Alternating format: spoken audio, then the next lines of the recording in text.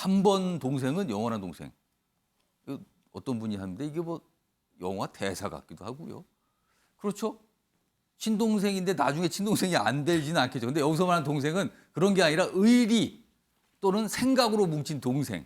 뭐 이런 뜻으로 들립니다. 정치권에서 나온 얘기입니다. 자, 기사 확인해 보겠습니다. 갑자기 뭐 의형제, 뭐 형제, 뭐 이런 분위기입니다, 지금요.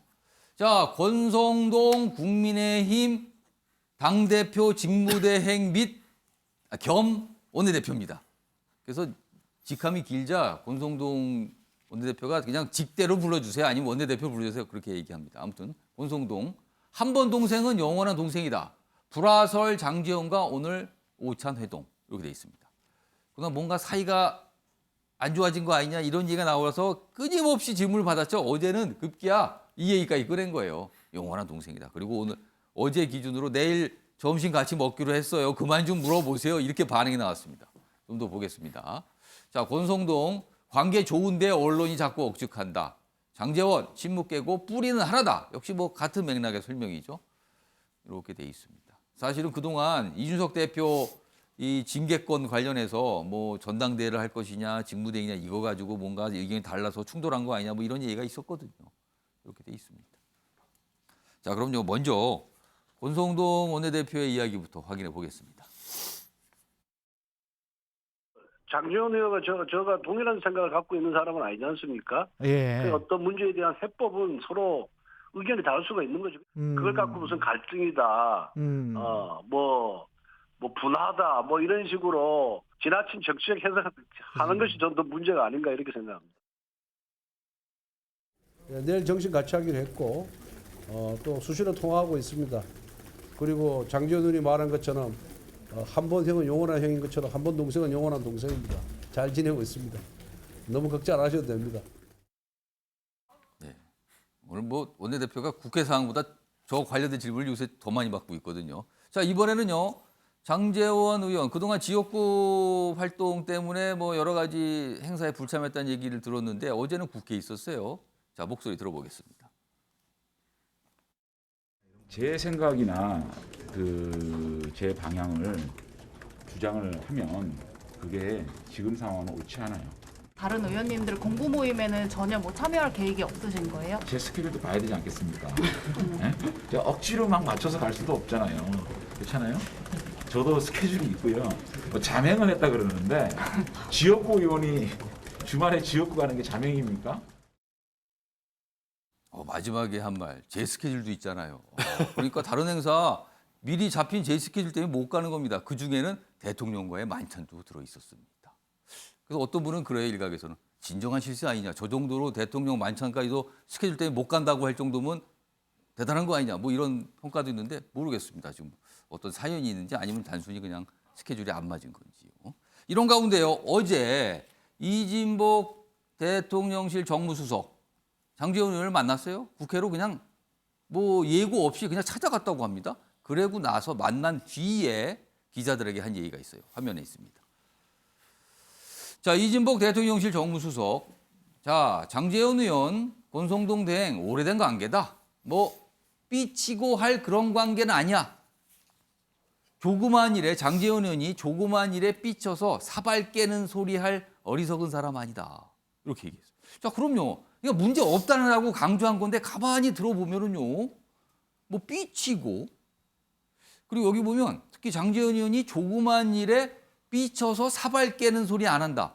그러면은 가만히 들어보면 조그만 일일지 모르지만 뭔가 삐친 게 있다고 들려요, 지금요. 자, 김구라 소장님. 네. 궁금해집니다. 이게 뭘까요? 작지만 삐친 일. 미친 일이 분명히 있는 거죠. 그리고 그 얘기하기 전에 사실 정치권에서 형 동생 하는 관계가 영원한 관계가 되는 경우가 거의 없어요. 그래서 이미 이제 이 관계에 균열이 나기 시작했다. 뭐 이런 생각을 그렇게 판단하십니까, 네, 지금? 저는 그렇게 생각을 하고요. 지금 삐친다, 사소한 일이다. 사소한 일은 아닌 것 같아요. 뭔가 이진복 정무수석께서 실마리를 던진 것 같기도 합니다. 왠지요. 그러니까 핵심은 이겁니다. 포스트 이준석 체제를 어떻게 가져갈 것이냐에 예. 대한 부분이거든요. 그러니까 지금 권 직무대행 같은 경우는 직대 체제로 가자. 예. 그러니까 본인이 주도권을 계속 가져가겠다는 것인데 지금 장제원 의원 같은 경우는 조기전대나 아니면 뭐 비상대책위원회라든가 뭐 이런 식으로 이제 그런 의견이었다고 알려졌죠. 그렇죠. 지금요. 그런 식으로 지금 알려져 있는데 그렇다면은 지금 권 직무대행이 주도권을 행사하기 어려운 거잖아요.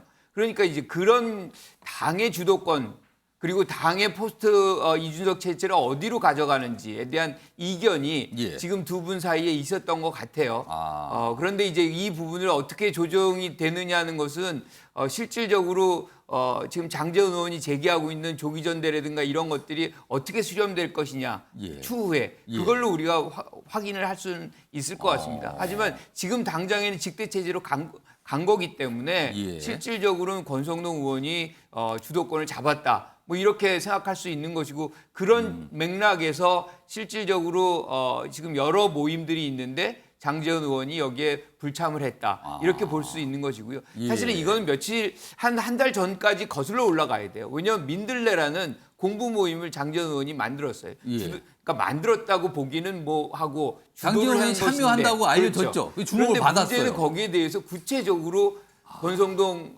당시 이제 원내 대표가 예. 부정적인 얘기를 했거든요. 이런 거 왜 합니까의 정도의 그렇죠. 취지였죠. 이 부분은 사실 둘 관계로 얘기하면 이미 그냥 그 전에 해소시킬 수 있는 일인데 공개화됐다는 것 자체가 사실은 뭔가 이견을 표출하고 있다는 것이기 때문에 예. 이런 장면이 계속 지금 쌓여서 나오고 있다. 이거는 결과적으로 누가 당을 주도할 것이냐의 다툼이 본격화되는 시작이다. 이렇게 저는 평가합니다.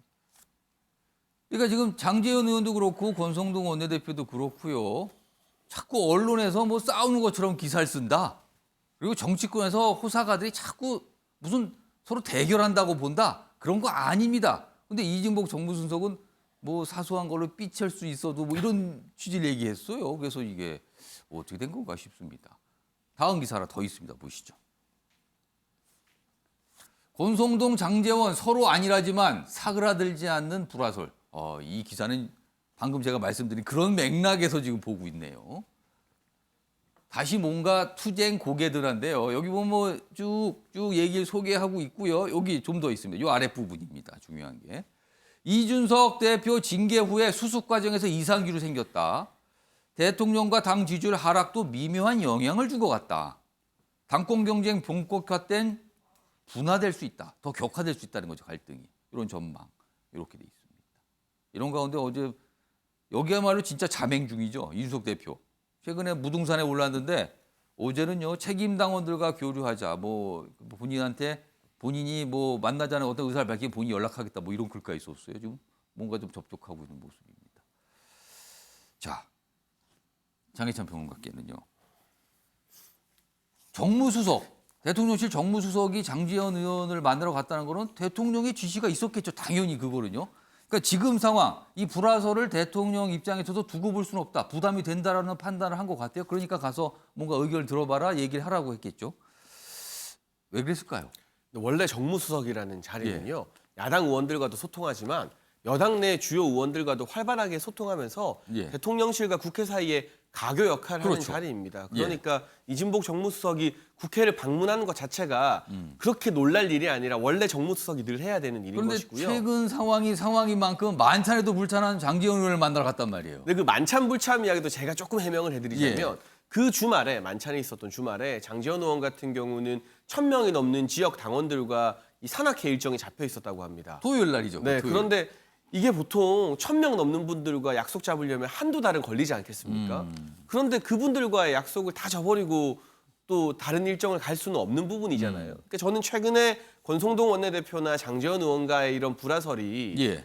모르겠습니다. 언론을 통해서 좀 지나치게 확대 생산되는 측면이 있다라고 보여지고요. 그러면 장혜찬 평론가는 권성동 원내대표와 비슷한 견해시군요. 그러면. 물론 지금 언론을 통해서 보도되는 예. 것처럼 그 이준석 대표에 대한 윤리위의 징계 결정, 당원권 정지 6개월 결정 예. 이후에 국민의힘이라는 집권 여당을 어떻게 수습해 나가는 데 대해서 권성동 원내대표와 장제원 의원 사이에 예. 약간의 다른 의견이 있었을 수는 있습니다. 예. 하지만 그러한 의견 차이가 불화설이라는 자극적인 단어를 쓸 만큼 국민의힘 내부를 흔들거나 내부에서 어떤 그 큰 뭐 진통을 낳는 문제는 전혀 아니다라는 말씀을 드리고 싶고요. 예. 제가 두 분 모두와 같이 일을 해보지 않았습니까? 대선 경선 때부터 예. 두 분이 함께 회의하시는 모습도 종종 자주 봤었고요. 예. 굉장히 인간적으로 끈끈한 관계이기 정말로 때문에 형 동생 같습니까? 그러니까 이진복 수석의 말처럼 이런 이견 때문에 뭔가 당이나 국정 운영에 부담을 줄 정도로 사이가 나빠질 그런 관계는 전혀 아니다라는 걸 제가 곁에서 보면서 많이 느꼈었고 예. 지금 국민의힘의 중요한 것은 예. 이 윤리위 사태 이후에 혼란을 얼마나 빨리 수습하느냐입니다. 예. 국민들이 민생도 어렵고 경제도 어렵고 저희도 지금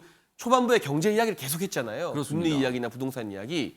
집권 여당이 정신 차리고 어찌 되었던 간에 좀 한 목소리로 정부와 함께 민생 챙기는 모습을 보고 싶다는 게 국민의힘을 향한 절대 다수 국민들의 요구인데요. 지금 이 시점에서 뭐 당원 당규를 또 고친다던가 예. 조기에 전대를 또 연다던가 하는 식으로 새로운 혼란이 싹 트는 게 윤석열 정부의 부담이 될 수 있기 때문에 일단은 이 직무대행 체제로 혼란을 수습하는 데 좀 초점을 맞추자고 당의 중의가 모아져서요. 예. 이 같은 중지 위에서 오늘 이 오찬을 하게 되면 권성동 원내대표나 장제원 의원이나 아마 같이 화합해서 함께 이 정부의 파트너가 되겠다는 그런 메시지를 내지 않으실까 싶습니다. 오늘 오찬이 잡혔기 때문에 아마 그 오찬 장소 그 앞에 또 기자들이 굉장히 많이 기다리고 있을 겁니다. 그럼 나오면 어떤 말씀들 좀 준비하셔야 될 것 같아요. 어떤 식으로든. 자, 이런 가운데요. 다음은 이 지지율 기사 좀 요새 있는데 뭐 그래프를 하나 좀 소개해 드리죠. 가장 최근에 나온 거예요. 그러니까 이달 11일부터 13일까지 조사가 된 거거든요. 뭐 MBS 조사 통상 이렇게 부르죠. 여기 보시면 가장 최근인데 33%입니다. 윤석열 대통령 지지율이. 여기 보시면 그래프를 보시면 최근에 급격히 좀 내려가고 있죠. 뭐 반대로 당연하죠. 이제 부정 평가는 반대 또 올라가게 되는 거죠. 차이가 좀 꽤 많이 납니다. 다음도 보겠습니다. 역시 비슷한 흐름을 보이고 있죠. 역시 마찬가지입니다. 근데 여기는요 부정 쪽 평가가 더 유독이 좀 도드라지죠. 다음 있습니다. 뭐 이런 모습들입니다. 지금 역시 뭐 비슷한 흐름들. 그러니까 이게 뭔가 이제 흐름이 나왔다는 거죠. 뭐 한 군데만 그런 게 아니라 여러 군데 지금 지지율 조사가 이런 모습이니까요. 자, 이런 상황에서요 민주당 내부에서요. 그러니까 민주당 내부도 좀 복잡하거든요. 이 당권 경쟁 때문에. 그런데 국민의힘을 보고 제발 좀 잘 좀 해주세요. 그래야 우리가 좀 삽니다. 뭐 이런 취지의 얘기를 하신 분이 있습니다. 갑자기요. 들어보겠습니다. 또 여당이 뭐 정말 지리멸렬하고 있고요. 또 대통령 국정수행 지지율도 막 떨어지고 있고 예. 그런 상황에서 참 지금 민주당의 쇄신을 얘기하는 것 자체가 상당히 좀 한가한 얘기 비슷하게 지금 돼버렸어요. 예, 그 부분이 저는 상당히 좀 지금 안타깝고 이러다가 또 그냥 흘러가면 예. 당의 얼굴만 바뀌는 거지. 그 잘못된 민주당은 그대로 하나도 바뀐 거 없이. 그래서 제가 국민의힘 의원들 만날 때마다 좀 제발 좀 잘해라 미치겠다 좀 부탁하자 너희들 때문에 우리가 지금 자 힘들다. 자, 정대은 경쟁 관계잖아요. 경쟁 관계인 국민의힘 그리고 대통령이 참 잘해야 민주당도 긴장해서 많이 바꿔보고 인물도 바꾸고 다 바꾸는데 여기가 지금 엉망으로 보이니까 우리가 바꿀 이유를 못 찾는다. 이겁니다, 지금. 자, 박홍근 의원님. 그러고 보면 최근에 국민의힘 뭐 윤석열 대통령 다 지지율이 빠지지만 오히려 국민의힘 지지율이 대통령 지지율보다 높은 상황까지 왔어요. 자, 이런 상황인데 지금 민주당 내에서 목소리가 당신들 때문에 우리가 쇄신 후보가 빛도 안 난다. 그냥 당 얼굴만 바뀌게 생겼다. 이거는 이재명 의원을 겨냥한 것 같은데요. 이거 어떻게 들으셨습니까? 그러니까 이재명 의원이 또 나설 빌미만 주고 있다. 그게 바로 국민의힘이다. 이런 얘기입니다. 지금. 그 조홍천 의원이 민주당 내에서 좀 쓴소리도 많이 하고 개혁파 아니겠습니까? 말씀하신 대로 지금 이 발언은 이재명 의원을 견제하는 심하게 말하면 디스하는 그런 발언으로 해석될 수 있을 것 같은데 모든 게 위기 상황 속에서 절박함이 있어야지 바뀌고 쇄신하고 변화하는 건데 지금 하다 보니까 지금 국민의힘이 자중질환 일으켜서 보니까 지지율이 역전되면서 민주당이 국민의힘보다 더 앞서는 상황이 됐잖아요. 그러면 다시 말하면 우리가 지금 이렇게 해도 문제가 없구나라고 안주를 하게 되고 그럼 그동안에 2020년도에 재보선 선거부터 예. 대선, 지선까지 연극부 3연패를 하면서 민주당이 그 선거 있기 전, 예. 선거 끝난 다음에도 항상 했던 이야기가 야, 정말 반성한다. 다시 한번 기회를 달라 하고 예. 쇄신하겠다, 변화하겠다고 약속을 했는데 예. 지금 별다른 변화가 없이 지나가고 있음에도 불구하고 지지율이 올라가니까 아, 그럼 우리가 이재명 의원을 어차피 이재명 의원이 당대표 될 텐데 이렇게 되는 게 전혀 문제가 없는 거 아닌가라고 착각할 수 있다는 거죠. 그런데 국민들 볼 때는 이제 식상할 수밖에 없는 거고 그리고 예. 기본적으로 이재명 의원이 당대표 출마하겠지만 출마해서 당대표가 된다. 그러면 어떻게 보면은 시즌2가 되는 거예요. 문재인 대통령이 있을 때 팬덤 정치가 이재명 당대표가 되면서 또 뭐 개딸로 대표되는 팬덤 정치의 전이 되는 거죠. 이 부분에 대해서 조홍천 의원이 예. 그러면 국민들이 바라보는 민주당은 도로 민주당 아니냐. 그럼 그렇게 쇄신한다고 했지만은 결국은 똑같은 민주당이라고 그러면은 만약에 국민의힘이 이제 자중질환을 끝내고 예. 정상화돼서 국정이 또 힘을 받고 하게 되면은 그러면은 쇄신하지 않은 민주당과 또 바뀌는 국민의힘이 맞서다 보면 또 국민의힘이 또 지지율이 또 정상화되면서 예. 앞설 수밖에 없고 그러면 결국은 당장은 지금 민주당이 지지율이 높을 수 있지만은 좀 예. 시간이 지나 정상화되면은 다시 또 뒤처질 수 있는 상황 위기 상황인데도 불구하고 예. 그런 위기 상황을 착각을 해서 지금 이재명 후보가 그대로 당대표가 되는 상황이 이어진다고 하면은 예. 이건 민주당의 자충서 될 수밖에 없다라고 하면서 당원들에게 경각심을 불러일으키는 그런 발언을 한 게 아닌가 싶습니다. 자, 김남국 의원 나와 계시니까요. 그 김남국 의원은 뭐 다 알고 계시죠? 이재명 의원과 굉장히 가까운 측근으로 꼽히시는 분 중에 한 분이다. 뭐 이건 아실 텐데요. 만약에 가정을 좀 해보겠습니다, 김남국 의원님. 윤석열 대통령의 지지율이 예를 들어서 한 70% 정도에 있어요. 굉장히 높은 수준을 유지하고 있다면 민주당의 모습은 지금일까요? 아니면 좀 다른 모습일까요? 다르겠죠. 어떻게 달라졌을 것 같습니까? 만약에 윤석열 정부나 예. 국민의힘의 지지율이 훨씬 높다라고 한 60, 한다. 70막 기록을 한다면 만약 그렇다라고 한다면 아무래도 민주당으로서 훨씬 더 긴장하고 쇄신과 혁신의 강도가 높을 겁니다. 그 긴장, 쇄신과 혁신이라는 거 구체로 어떤 모습이 나타났을까요? 뭐 여러 가지 것들이 있겠지만 전당대회 룰 바꾸는 문제라든지 또 안에 일하는 어떤 요직, 뭐 당직이라고 할 수 있는 그런 당직의 면면을 과거에 나오지 않았던 어떤 새로운 인물로 새 인물로. 바꿔서 뭔가 민주당이 바뀌는 그런 모습을 보여줬을 텐데 예. 지금은 윤석열 정부가 하는 여러 가지 인사와 관련된 부분, 정책과 관련된 부분에 있어서 너무나 독선적이고 예. 일방 독폭주하는 어떤 그런 모습을 보이고 있기 때문에 내부의 쇄신 이런 어떤 논의보다 오히려 윤석열 정부에 대한 비판, 잘못된 것을 지적하지 않는 것이 더 문제인 겁니다. 혹시요. 네. 만약에 지금 상황과 달리 국민의힘 윤 대통령의 지지율이 아주 고공행진이었어. 그럼 아까 민주당은 지금은 다르다 그랬는데 그 다른 모습 중에서는 이재명 의원의 당대표 출마 판단도 달라질 수 있다고 생각하십니까? 오히려 이재명 출마 당대표에 대한 목소리가 더 높아질 거라고 보이는데요. 오히려 만약에 윤 대통령 지지율이 높았다면 네, 쇄신과 혁신을 해야 되는데 쇄신과 혁신을 그냥 아무나 할 수 있는 건 아니고 예. 결국에는 구심점이라고 하는 민주당을 뭔가 잘 이끌 수 있고 많은 당원과 국민들로부터 지지받는 그런 어떤 강고한 리더십이 있어야 된다라고 예. 아마 많은 권리당원들이 요구할 겁니다. 그래서 오히려 이재명에 대한 목소리가 높아질 거라고 보이고요. 예. 많은 지금 의원들이 당내 의원들이 쇄신해야 된다, 혁신해야 된다라고 이야기를 하는데 말만 저렇게 하지. 조홍천 의원님도 말만 저렇게 하지. 실제로는 기득권 지키기로 간 겁니다. 이번에 제일 그 혁신과 쇄신을 보여줄 수 있었던 하나 중요한 방법은 예. 전당대회 룰을 굉장히 혁신전대하는 방법으로 바꾸는 겁니다. 처음에 전당대회 룰 논의할 때는 우리 당원들에게 많은 권리를 더 줘야 되고 예. 국회의원이 가진 기득권, 이 대의원표 더 내려놔야 된다. 이 영향력 낮춰야 된다 했거든요.